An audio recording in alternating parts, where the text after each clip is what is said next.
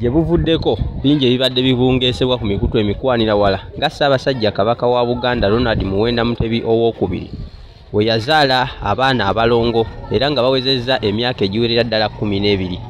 Wabula olunaku olwaleero erimu ku ssiga eriritambulirako obwakabaka obwa Buganda livuddeyo nga bayita mu mutaka Kasujja Lubinge ne bategeeza nti Ssaabasajja Kabaka owa Buganda alinga Abaganda abalala era amakage olwe twandiise Olubiri mukuliramu abaana ab'enjawulo abamu abeera ayamba bayambe so n'abalala babeera ba Luganda ababakyala be.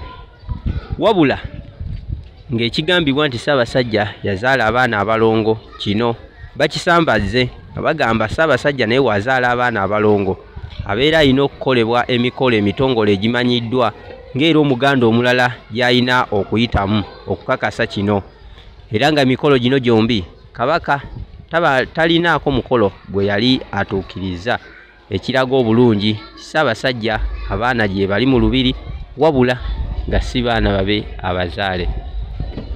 Mu mbeera eno yennyini Ssaabasajja mu mbeera eno yennyini Kasujja Lubinge ayongedde n'ayanjula n'ategeeza nti Ssekabaka eyasemba okuzaala abaana abalongo ng'ali mu Nnamulondo ye Ssekabaka Daudi Chwa era nga n'okuva ku olwo okusinziira ku kunnyonnyolako ye kwannyonnyodde kulaga nti Ssekabaka Daudi Chwa ye yasembayo okuzaala abaana abalongo.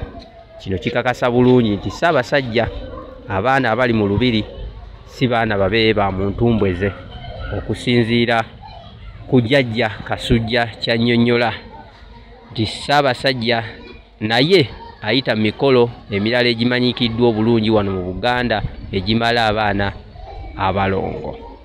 Kati ebibadde bibungeesebwa mu kiwandiiko kino ekitongole kinnyonnyola ensonga nnyingi eziraga ku baana abo kinnyonnyola ensonga nnyingi ezinnyonnyola ku baana abo yadde nga ekyenkomeredde kisigala nga kyamunda mu Lubiri. Abaana Ssaabasajja bazaala babeera balina okwanjulwa eri Obuganda mu butongole era ne bakolebwako emikolo egy'abaana aba Ssaabasajja gye balina okuyitamu. Kyokka bano abaana abalongo tewali mukolo nagumu gwali gukoleddwa, ekyo nga kiraga bulungi nnyo nti Ssaabasajja abaana si babe ba muntu mbweze. N'olwekyo buli kaseera weesigamenga ku mawulire agava ku egyo emikutu egyesigika okumanya ensonga entuufu wa gye ziba ziraga.